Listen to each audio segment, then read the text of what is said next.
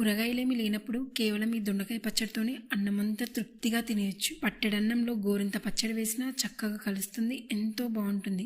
మరి ఎలా చేయాలో చూసేయండి. ఫస్ట్ ఆయిల్లో 2 స్పూన్ల పల్లీలు, 1 స్పూన్ ధనియాలు, 1 స్పూన్ నువ్వులు, 1 స్పూన్ జీలకర్ర వేసి గ్యాస్ మీడియం ఫ్లేమ్ లో పెట్టి ఫ్రై చేయాలి. అలాగే 10-12 పచ్చిమిర్చిలు వేసి మంచిగా ఫ్రై చేయాలి. ఆ తర్వాత 2 టమాటా ముక్కలను కూడా వేసి మంచిగా ఉడికించాలి. ఇలా మెత్తగా ఉడికాక వీటిని వేరొక దాంట్లోకి తీసి చల్లారనివ్వాలి. ఇప్పుడు అదే గిన్నెలో ఆయిల్ వేసి 1/2 కేజీ దొండకాయలను వేసి కలుపుకుంటూ మంచిగా ఉడికించాలి. చూడండి, ఇలా మంచిగా ఫ్రై అయ్యాక గ్యాస్ ఆఫ్ చేసి వీటిని కూడా చల్లారనివ్వాలి. ఇప్పుడు మిక్సీ జార్ లో ఫ్రై చేసిన టమాటా, పచ్చిమిర్చిలు, అలాగే ఉప్పు, 4-5 వెల్లుల్లి రెబ్బలు, నానపెట్టిన 2-3 చింతపండు రెక్కలు వేసి మిక్సీ పట్టాలి. ఇప్పుడు ఇందులో ఫ్రై చేసిన దొండకాయలను వేసి ఆపి బరకగా మిక్సీ పట్టాలి. ఇప్పుడు పోపు వేయడానికి ఆయిల్లో ఆవాలు, జీలకర్ర, వెల్లుల్లి రెబ్బలు వేసి 1 నిమిషం ఫ్రై చేయాలి. కరివేపాకు, చిటికెడు పసుపు, 1 ఎండుమిర్చి వేసి ఒకసారి కలిపి మిక్సీ పట్టిన దొండకాయ పచ్చడి అంతా వేసి కలుపుకోవాలి. లాస్ట్ లో కొత్తిమీర వేసి గ్యాస్ ఆఫ్ చేయాలి. అంతే, వేడి వేడి అన్నంలో వేసుకుని తింటే అబ్బబ్బబ్బబ్బా. మరి సబ్స్క్రైబ్ చేసుకోండి.